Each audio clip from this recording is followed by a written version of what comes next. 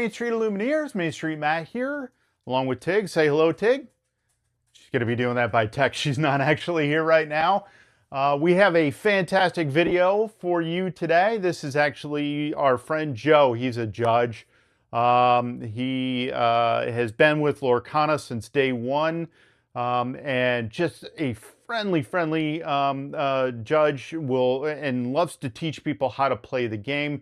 He's as passionate and excited about the game as we are. Met him at Epcot when they were doing the event at not Flower Garden, at Festival of the Arts. Flower Garden is going on right now. But I hope you enjoy this video. He's teaching our friend Carlos how to play Lorcana. Has very in-depth, very easy to follow along. So if you've never played before, maybe you picked up cards as well at Epcot, you're interested in playing, don't know how to get into it, this video is for you. So hope you enjoy. We'll see you at the end. Okay, so to start, the name of our game is Disney Lorcana, and there is actually a story that is happening behind all of this. So in this story of Lorcana, a long time ago in this land of Lorcana, there were these beings called Illumineers who would summon out glimmers in order to tell stories, and then something happened to them where they disappeared. We are entering into this story as a new generation of Illumineers have been summoned to this world, to Lorcana, to reawaken it. So we are Illumineers, and we are gathering our magical powers in order to summon out our classic Disney characters into the world of Lorcana to explore it, to figure out what happened. So each game that we play is kind of like a simulation of you and your partner both trying to gather lore, which is missing story beats, and whoever is able to get to 20 lore first is going to be the winner of our game. So we're going to start with this handful of cards right here, which is going to give us a decent handful of opportunities to explore the game. The very first thing we're going to start with is going to be one very simple card, and that is going to be Cinderella. Cinderella is a character. Characters are the bread and butter of our game. Characters are what we start with. Characters are the centerpiece to getting our lore. So as we look at this character that we have right here, we're going to bring this character out into the world, and the first piece that we're going to focus on in terms of what we see on the character is this right here. This little pipette indicates how much lore a character can quest for. So again, we're trying to compete against our opponent by gathering that lore. So each character will have a certain number of those, which will indicate when they go questing how many pieces of lore they're able to collect. So Cinderella here is able to collect 1. This Rapunzel is able to collect 2. So I'm just going to go back to this Cinderella first. When we go questing for lore, what we do is we turn the character sideways to show that it's used, and you announce that the character is going questing. So when that happens, you say Cinderella is going questing for 1, and then either on a little lore counter that you have, or a set of dice, or on a piece of paper, you just mark that your score has gone up 1. You have gathered 1 lore. Again, final goal is to get to 20. Good so far? Yep. Okay. So that is one thing that a character is able to do. And again, every time we use a character, no matter what the purpose is for, we turn them sideways. That's actually going to be a general rule for us in the game, no matter what, is when we turn it sideways, that's us showing that it's used. So if a character is sideways, that way it reminds you, I can't do it again. You can't do more than one thing on a turn unless the character says otherwise. So when it's turned sideways, it means it's used up. And it's used for the entire game? No, just for that turn. So we have a place in the game as you start your next turn where the characters will ready up, but we'll get back to that. So it's just our way of showing that the character is used. So the other things that a character can do is that a character can attack. So when you have done something for the day, you are, the term that we use to show that a character is sideways is exerted. So exerted means that you are tired, you're worn out. I know that I can only do one thing per day as well. So kind of like our characters, I do one thing and then I'm done for the day.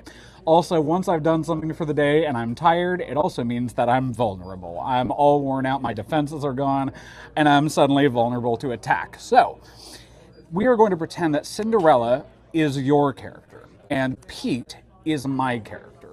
So Pete could do exactly what Cinderella had done, which is go questing. I could say Pete goes and quests for 1, because that's how much is on there. Or instead of questing, I could have Pete attack.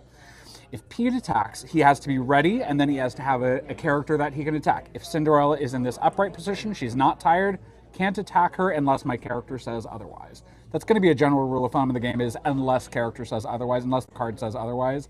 There will always be some exceptions, but as a general rule of thumb, right now, Pete can't attack Cinderella. But in this case, Pete can attack Cinderella because she's exerted, she's tired, she's vulnerable. So just like I did with questing, I turn my character sideways to exert them, and I announce what I'm doing with them. Instead of questing, I'm going to say Pete will attack Cinderella. When we do that, we're now focused on these two numbers here. The number on the left is how much a character is able to do in terms of damage. The number on the right is how much damage that character can absorb before they are banished. So in this case, Cinderella is able to deal 1 damage, and Pete is able to deal 3 damage. In this case, we tend to use our dice in order to support us in this case. So what we're going to do is we're just going to play this out. Is now that the challenge is happening, both characters are going to do their damage to each other at the same time. Even though Pete is the one attacking, Cinderella still gets to do her damage back as well. So Pete will do 3 onto Cinderella, and Cinderella will do 1 damage onto Pete. In this case, 3 is now bigger than the amount that Cinderella can take, so Cinderella would be banished.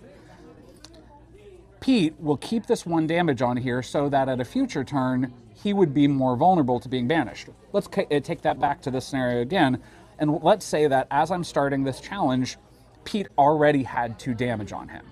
When Pete attacks into Cinderella, once again he does 3 damage onto her, but now she does 1 damage onto him, and when we resolve this, the damage that is on Pete is now equal to his toughness, the amount that he can take, so he would get banished as well. Good so far? Like a double KO. Double KO. So that would be me saying it's worth it for me to have Pete take out Cinderella for whatever reason, either because she's got some threat that's coming up, or you might be on the verge of winning the game, and I've got to stop you from getting the 1 lore that she has on offer. And they're banished for the entire duration of the game. They're banished for the entire duration of the game, again, unless the card says otherwise. There will be some effects that say return it from your discard, but so a discard is a separate field of play. So after they leave the field, they go into your discard, and they are no longer considered characters. They are now back to being cards. So they're cards in your discard, and then they can be returned either to your hand or sometimes to the field based on the description of another character or another action card. Good so far?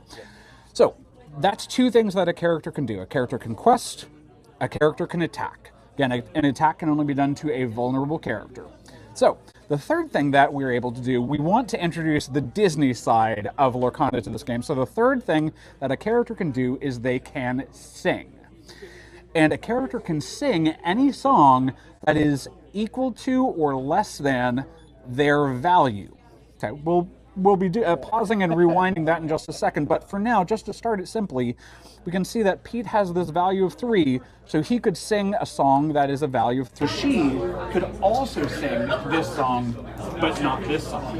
If we took a higher level character, for instance, Rapunzel, she could still not sing The Whole New World, but she could also sing a song that is less than this. So, well, this is where we have to dial back. Most people would have actually probably started this point, but I like to get into the heart of looking at characters questing first.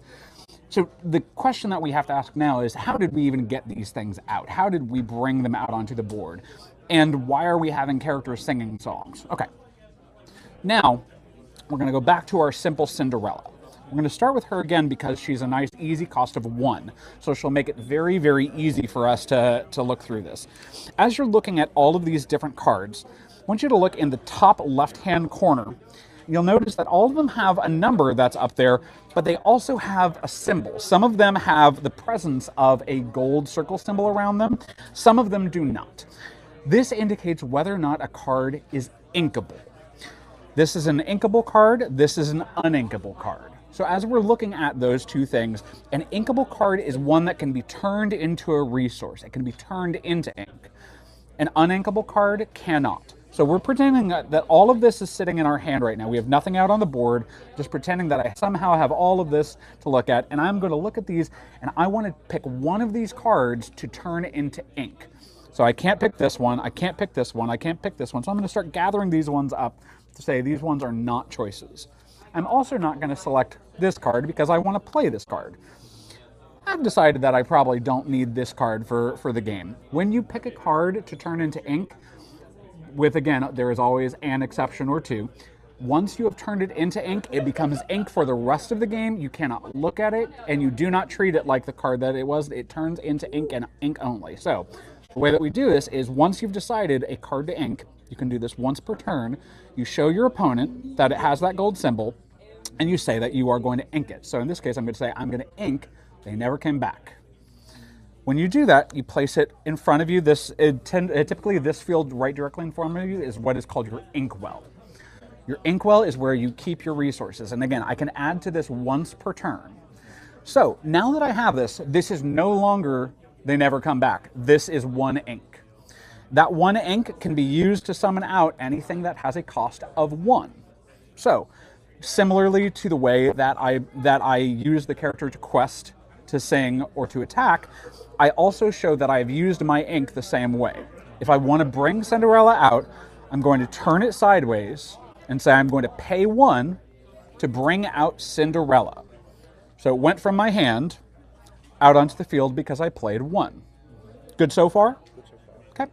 So she has a cost of 1. Because I just painted her onto the battlefield, she's still drawing. She can't actually do any of those things that we've talked about yet. She can't quest yet. She can't sing yet. She can't attack yet. Again, unless the card says otherwise. That'll, again, be a constant refrain. But right now, she is drawing. At the start of every phase, of every turn, we go through a quick run-through of ready, set, draw. When we do that, we ready everything that can be readied. That includes our resources and our cards, unless the card says otherwise or some other effect has said, do not ready this card during the next phase. So again, last turn I played Cinderella, but now I get to ready this up. If Cinderella was exerted, I would ready her up. We ready, then we set. In the set phase, our paint has set. She's dry now. She's good to go. She can do the things that we've talked about. She can quest, she can attack, she can sing. I ready, I set, and then I draw. So I would draw 1 card from my deck into my hand.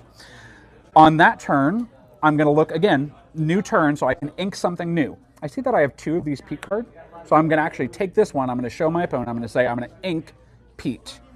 I'm going to add it to my inkwell. So now I have 2 ink here. Again, this is no longer Pete. The number associated with the ink icon doesn't have anything to do. Not once it goes down. Only for the purposes of the cost that you pay for it. Now, these cards, it does not matter what they were. Now they are just ink. And I don't get to look at them either. I can't go, let me check and see which ones I already put out. Now, I have to look at this and just go, this is just ink. And I have 1, 2 of it. So I could play a 1-cost card and a 1-cost card. Or I could play a card that has a cost of 2. So, for instance, in this case, I have that, so I'm going to, again, turn these both sideways. I'm going to exert both of these to pay 2 to bring out Pocahontas. She is still drawing, so she is not ready to go yet, but Cinderella is good to go. This is where we come back to our ability to sing. Because let's say that our opponent has just come out on the field with something that I want to be able to hit. I want to be able to take that down so that I'm able to continue my momentum. This is where being able to sing helps us, because normally I would have to pay 3 in order to play out this song. Not only do I not have 3 ink yet, it's also used. So even if we were on our 3rd turn, if I played Pocahontas, I only have 1 ink remaining, I can't play the song. But I can use my character to help out with that. I can say Cinderella, because she's got that special ability, can sing the song. It lets me play more cards per turn. So singing is basically another way in order to let you add some resource to your pool, but at the cost of 1, not letting your character do anything else, and 2, remember, every time you turn them sideways, it makes them vulnerable. So she has to make herself vulnerable in order to play this, but hopefully I'm doing that for a good reason. In this case, it lets me deal 2 damage to a chosen character. So let's say you had played out a character over here that only had 2 toughness. I could take that character out before they even got to do anything and be able to build up what I'm doing without having to directly risk my character. I would deal 2 damage to a chosen character, and then I'd also get to draw a card. So I get to add another card to my pool. As soon as you have played a song, it goes immediately into your discard. You do the effect that's listed there, but it is immediately into your discard and then it is gone. It almost acts as a bullet in a way. Exactly. Now, there are some actions and songs that are going to be a little bit like they're going to have a different function. Like another song might allow you to draw cards, or another song might let you ready a character, or it might turn one of the opponent's characters exerted, or it might cause characters to not have as much strength for the turn, or any other number of effects. That's one of the long-term things to learn about the game, is that so many different cards are going to have a lot of different effects. And you kind of just, again, if you read the card, you'll learn what's going on. You should never be afraid to stop in the middle of a game and say, can you let me see that card? Can you let me know what that card does? You can always pause someone, slow it down, and say, let me see what we're doing here. So would you say beyond the basic mechanics, the game is a lot about momentum? And a little bit, yes. You're trying to build up your field. Okay. Yep. Make sure that you're able to go questing without being threatened, and make sure that your opponent is unable to do so. So, and we'll come back to a couple of those strategies in a minute. So let's go back to what we've got. We've got characters who can quest, attack, and sing. Now we've covered songs and how to pay for them that we use either ink or that a character can sing them. Now there are some cards that are actions that are not songs. So for instance, this action, they never come back. If it was not in my inkwell, Cinderella could not sing this because it's not a song. The only way to play this card is by paying 3 for it. I can't use a character to help me out on it. So you want to make sure that it'll have the subtitle song, and then very helpfully, again, anytime that we run into this in Lorcana, almost always on the card, the description of what they're able to do, including singing, is actually listed right on there. So if you ever need a reminder of who could sing a song, this is a character with cost 3 or more that's the symbol for exert to sing the song for free. So, we're good so far. We've got characters, we've got actions, and we've got action songs. Again, characters need a turn in order to dry, then they're able to quest, attack, sing. Actions happen immediately, they go directly into your discard. If they're a song, they can be sung. Similarly, if I didn't have anything else to do, and I just wanted Cinderella to be able to quest, I can also just pay for the song straight with my resources. Without having a character sing. Yeah, correct. You don't have to have them sing. You can have them sing. So being able to choose the moment in which to have them sing, because if you only have that one little threat on the threat, battlefield, so you can use that to your advantage. correct. So the third type of card that we're going to talk about is the item card. So items, similarly to characters and actions, have a cost that you have to pay for them. And when you play an item, it does not need to dry. It comes out on the battlefield ready to go. It does not have a health or an attack. And in this zone right here, it's going to describe exactly what the item does. That's going to be a simple case of being able to read whatever it says on that particular item. It might say, when this item is played, do the following, or it might simply give you an ability by the item being on the field. So all items, you're just going to learn them as you go by what is written in the description. But they do not need to dry. They're able to be used the turn that they're played. So for instance, in this case, it would allow me to exert this card, pay 4 if I had it, and then that would let me draw a card. That's what the magic mirror would do.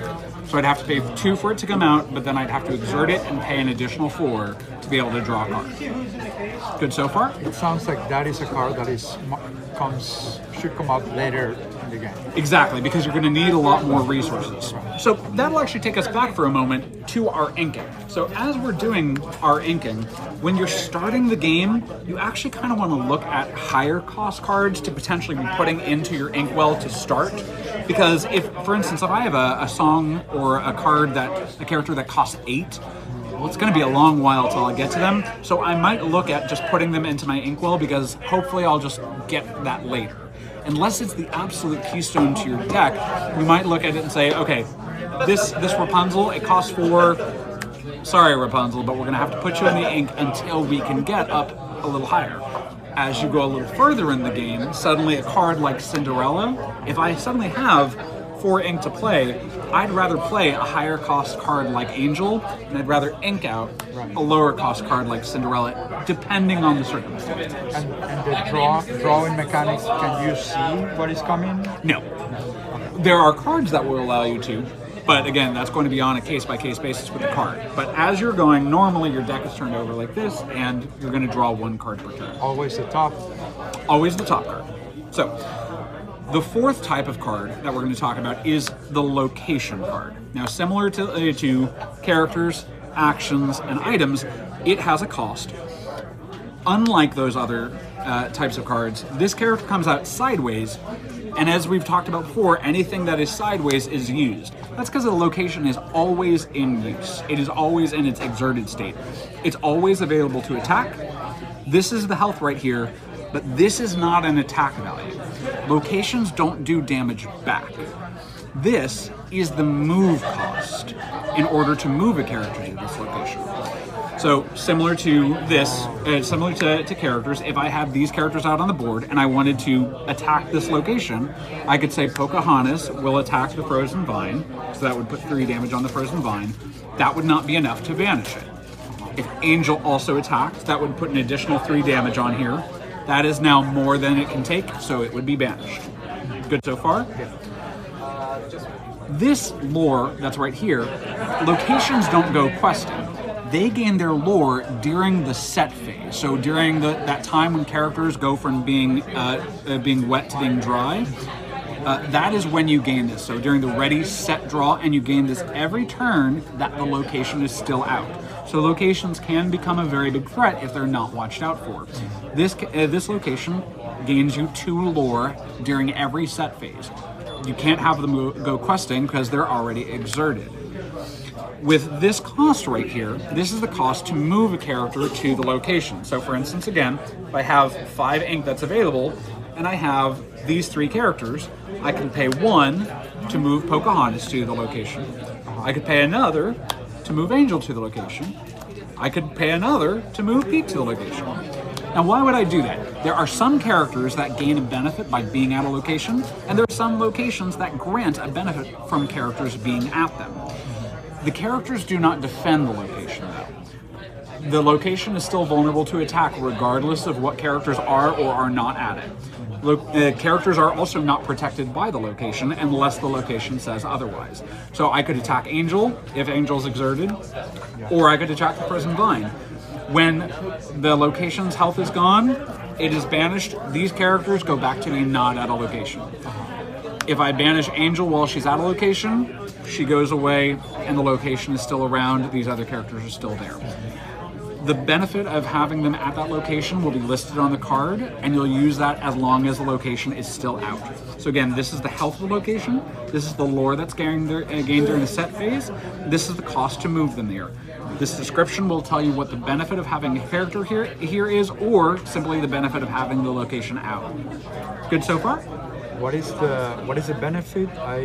So in this one, it says when this location is banished, if there was an exerted character here, return this card from your discard to your hand. So let's say that the situation was this. You have the Frozen Vine out here, and you have Angel. You quested for Angel, so you got 1 lore, and then it becomes my turn. And on my turn, I decide that I'm going to do 3 damage onto the Frozen Vine, another 3 damage with Pocahontas. So I banish here. But when this location is banished, you have an exerted character. So instead of going to your discard, it goes to your discard and then back to your hand. So it gets to basically come back into your hand. So your goal with this location would be to make sure you have an exerted character here. That then makes it so that the first priority is actually to take out the exerted character. So for instance, in this case, I'd have to go, okay, Pete will take out Angel, and then Pocahontas will deal 3 damage onto the Frozen Vine, but I can't finish off the Frozen Vine.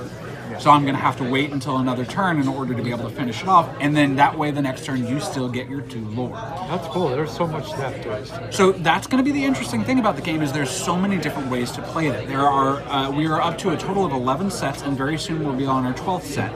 And there are a lot of different cards and a lot of different effects. The best thing about the game is there's always something new to learn, and there's always a new way to interact with the game. But the core pieces of it, you actually already have, at this point, the basics of everything you need to know in terms of what the types of cards that you're going to be encountering are. We still have one or two a little more mechanical places to go through, but we've actually hit all of the big things. We've talked about characters and the fact that they can quest, attack, and sing. We've talked about songs, which are a type of action which can either be sung or paid for and then sent to discard.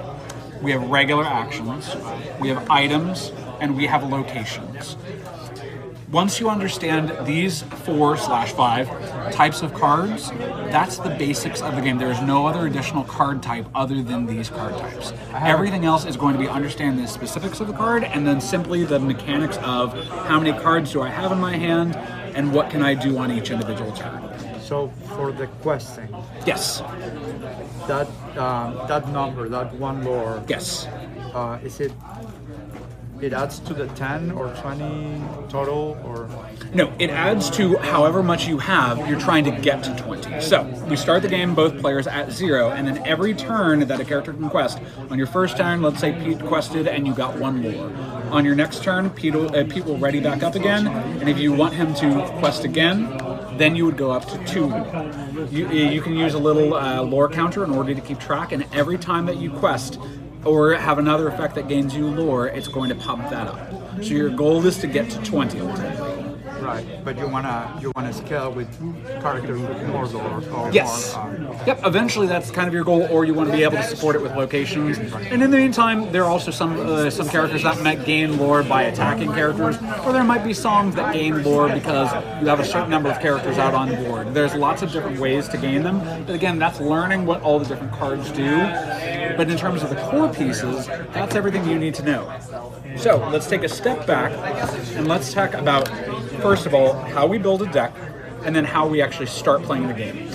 When you build a deck, you'll notice that every card that we've played so far on our board here is either purple or gray. This is amethyst or steel. When we were demoing this, we actually mixed in with Kirby was kind enough to lend us a few additional cards that we needed. This proper deck does not actually feature any of these cards because a deck can only have 2 colors in it, unless this is a sealed event. A sealed event is one that you do just by opening cards directly from them, and whatever you open are the cards that you have to play with. That's also how a pre-release operates. So I would highly recommend also, we have a pre-release coming up in just a couple weeks. It's a great starter event because everyone is there learning new cards, everyone's on an even playing field, and you also get to walk home with the cards that you play with. That is the only time in which you're going to have a more than 2 colored deck. When we're working with this deck, which is also, by the way, this is what's called an infinity deck. This deck is actually featuring cards from sets that are now no longer legal to play. So right now in the game, the first 4 sets that were released are not legal in regular play. This is an infinity deck because this player who loaned this to me is preparing for the infinity event that is taking place in Indianapolis not too long from now as well. Legacy. Like a legacy, exactly. So in normal play, you're looking for right now for cards that are between sets 5 through 11. When the 13th set comes out, that will be Attack of the Vine. Then sets 5, 6, 7, and 8 will also be no longer legal to play, unless the cards are reprinted in one of the legal sets. So when we're looking at this, so again, this is an infinity deck. It's an entire business. This deck is made up of 2 colors. They are yellow and gray, or they are amber and steel.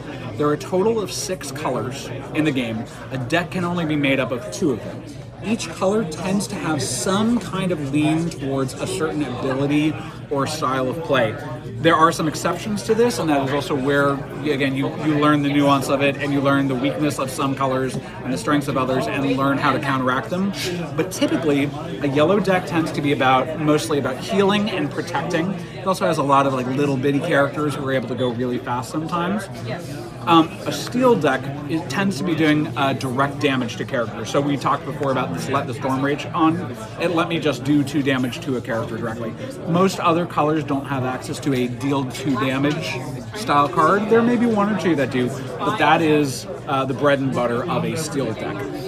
The other 4 colors that we have, purple, which is also called amethyst, tends to be very heavy on card draw as a central theme.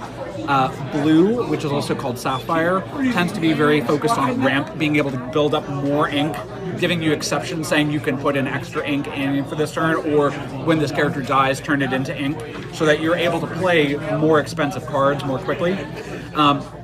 Ruby, which is red, is similar to Steel in a way, except for it's more about dealing direct banishing to characters. It says just get rid of that. On the flip side, Emerald is don't touch me or you're gonna have to get rid of something. So it tends to be toxic. If you touch this character, discard a card, or touch this character, your character also dies. I think that's the 6 colors. We have yellow, which is amber, purple, which is amethyst, green, which is emerald, ruby, which is red, sapphire, which is blue, and gray, which is steel. So you kind of end up learning kind of like what's strong in the moment or what's your personal play style based off the colors. People tend to magnetize towards a certain color type eventually and build around that. You can also simply build out a character of favorite, a deck made up of favorite characters. If you're really focused on one movie, this is also a completely acceptable game to just say, I really love Rescue Rangers. I just want to see my Rescue Rangers characters on the board. Build that out, have fun. It may not fly in a fully competitive setting, but sometimes you would also be surprised. Some of the franchises are supposed to work well together. Frozen, the cards lean on each other. They're supposed to.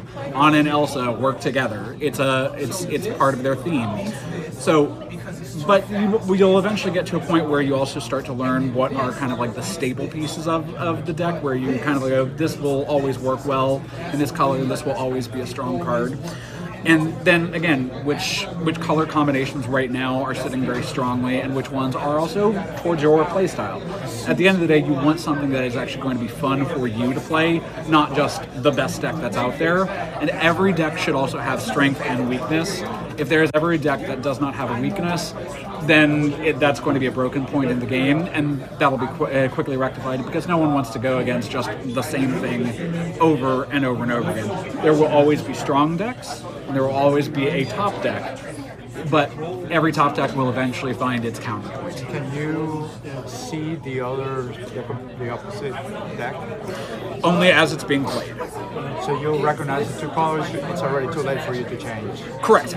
Actually, whatever you are playing with, as soon as you sit down with it in a tournament, that is actually your deck for the entire tournament. There is no sideboard, there's no changing what you're doing. You would do that in between tournaments, or if you're, again, just playing around with friends, you can change it anytime. But when you're sitting down at any kind of tournament, you walk in and you're basically placing your bet going, this is what I think will work. And again, everyone else is placing that same bet. So if something has been really strong, you're going to have a lot of people coming in going, I have the one that is the weakness for that. Then someone else is going to go, I think everyone's coming in with the weakness one, so I'm going to play the one that's weak to. And then it becomes like a super rock, paper, scissors of let's play this out.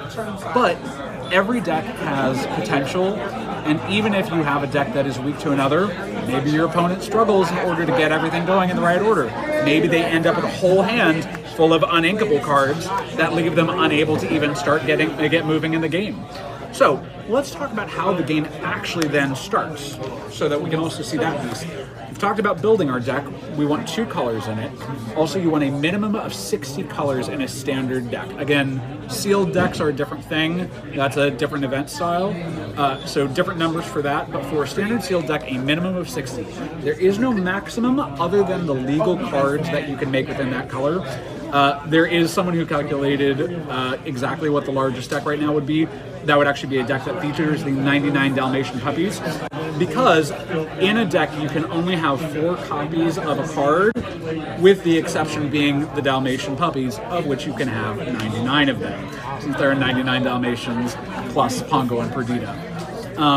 There are also some other cards that have noted restrictions. There are only 2 glass slippers, for instance, but that will say that on the card how many copies you can have in the deck if it's an exception. Otherwise, you can have up to 4 copies of a card in a deck, and no more than that. Once you build your deck and you have 60 cards in it, make sure that they're, again, 4 copies of card only. You can have less than 4 copies as well. once you have your 60 cards, then we get started. So you start the game by shuffling through. After you've done a thorough shuffle, you'll always let your opponent have their moment to cut the deck to make sure that they also believe that it has been shuffled fairly. So we cut the deck. And then what we're going to do is we're going to draw 7 cards. So we're going to go ahead and flip this in order to show you what a starting hand here would look like. As we're doing this, what we're really looking for in starting our deck is called curve. So what you want to be able to think about is, do I have enough to get started with my game plan? Do I have something to play on my first, my second, maybe even my third turn? We're not really looking for, you know, what am I doing at the end of the game in order to win, unless there's one card where I go, that's the one that will eventually end it for me, and I'm so focused on that I'm willing to hold on to that and take the hit of not being able to use that card for that whole time. For the most part, you want to be able to use your cards. So looking at this, I'm going right off the bat going, I don't love this being in my hand, and I don't love this being in my hand. Why? Because they are higher cost and they are uninkable. I want to be able to ink something, and then I want something that I can play on my first turn. Right now, I have 3 things that I can do on my second turn, a thing I can do on a third, and a thing I can do on my fourth. So I'm not really loving it. I want something to be able to get in here. I'll be fine if I can't, but I'd like to get rid of something in order to better my chances. So I'm definitely getting rid of these. So when we start our game, you can mulligan. That means you can get rid of as many of the 7 cards as you want, and then you'll draw from your deck that many in order to make it come back. You can only do that once, though. So you want to think about it very carefully. So I'll go ahead and say for sure we're getting rid of these 2. I really like this card. This card, I actually didn't take this a second to actually look at it. This card might function as a first turn for us, because this has a special ability. It says if this is your first turn and you're not the first player, you pay 1 less to play this character. So if you are going first in the game, this would actually count as a card that costs 1. So you know what? I'm going to go ahead and hold on to that, but I'm still going to get rid of this just because I feel like I can get something better to let me work on these other cards. So I'm going to keep this one, I'll keep these cards, so I'm going to put back 2. Go to the bottom of the deck, and then we'll see what we got. Okay, so I got 1 duplicate, and then I have an uninkable 3-cost card. The good news about this is that since I have this duplicate, I'm pretty comfortable with using this as an early ink, unless this card is super critical to how I'm playing against my opponent. Right now, this card actually is very, very strong, so if I was playing it against a deck that's really focused on actions and singing, this card basically lets me shut that down. It goes, no actions. You can't play any actions. So I know that's how my opponent is really making their bread and butter in the game. I'm actually holding on to these big time. I'm going, cool, I'll just play this every turn. I'll play this, and then I'll have Mr. Smee sing it, and on the next turn I'll have him sing it again. And that way I'll just lock that guy down, especially if I know that what they're trying to do happens on the 3rd turn. That's my way of closing them off and saying, no more. But if I don't know what my opponent's doing, I might go ahead and just say, cool, since I have 2 of them, I'm going to go ahead and turn this into ink. If I'm assuming that you've gone first, then I would play Angel on my first turn. Then I'd ready, set, draw. I'd get my next card. Now I got this card back. I didn't actually shuffle either, by the way. After you draw, you shuffle, and then you let your opponent cut again. But yeah, you start the game with 7 cards. If you are the first person to go, you do not draw on your first turn. That only happens for the second player. So if you went first, you had the 7 cards, and you just played with what you had. If I'm the second player, then I draw first. That way I have 1 bit of card draw advantage since I'm not going first. The first person kind of gets to set the tone for the game, gets to set the speed. They get to play first, they get to get their stuff out, and the other person then kind of becomes a little bit more responsive. Oh, I see that you put this out, here's how I'm going to counter that. They're kind of like on the more defensive piece, so they need the advantage of a card draw kind of as the exchange. But other than that, every single turn, you ready, you set, you draw. We have the 4 card types. We have our characters that can quest, attack, and sing. We have our actions, which can also be songs that can be sung by our characters. We have our items that do not need to dry, and they come out and we just simply read what their effect is. And then we have our locations that also come out ready to go, but they are exerted and they gain their lore during the set stage. That is Lorcana. That's great. Wow. Beyond that, it's literally just learning which decks you are most comfortable with, and then building one and kind of getting out into the world. As you're mastering the game, you memorize kind of the different patterns and sequences that you have in your Well, mostly, honestly, you get a lot of that just by having experience being beat by it before. For instance, this deck is very familiar to me because this ran this setup of yellow and steel together has been a very popular. This is called the Amber Steel Song. It's characters that are going to come out, sing, and knock out your thing. So you begin to anticipate, if you see that Cinderella's out, there's a very good chance that she is about to sing Let the Storm Rage On and deal 2 damage to a character. So that changes the way that you then play, because maybe at that point you go with a character that has a little bit of a bigger attack, a bigger toughness, and a little weaker attack. You do a trade-off and go, okay, well, I'd like to get this character, but I know you're just going to take that out. So you kind of start building that just by general muscle memory, and by kind of learning what the popular decks at the moment are. But sometimes you're also going to sit down and realize, oh, I know what your next move is, and there's not really anything I can do about it. So let's just keep going.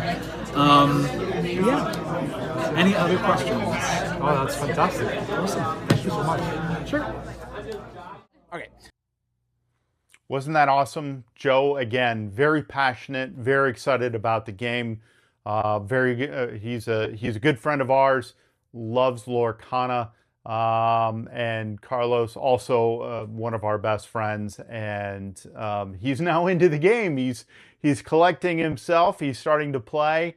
So there it is. Hope you enjoyed. Please like, subscribe. Oh, please follow Joe. We're going to leave his socials in the description. Subscribe to his Instagram. He doesn't have much on there, but we know he's going to continue to be with Lorcana for a long while. He absolutely loves it, probably loves it more than I do. That's hard to explain how. I absolutely love this game, but I hope his instructions came across to you. Come out to Coliseum of Comics in Kissimmee if you want to play along. We've got not only competitive games, but we also have non-competitive games that we're playing. In fact, that's where I usually sit, as I'm just enjoy playing the game. If you want to learn with Joe, he will be more than happy to teach you. Again, that's Thursday nights. So please come out, like, subscribe, follow us, follow Joe. Again, thank you, love you all. I've been Main Street Matt. You've been the Main Street Illumineers. Say goodbye, Tig. And we hope you have a wonderful day. Thank you.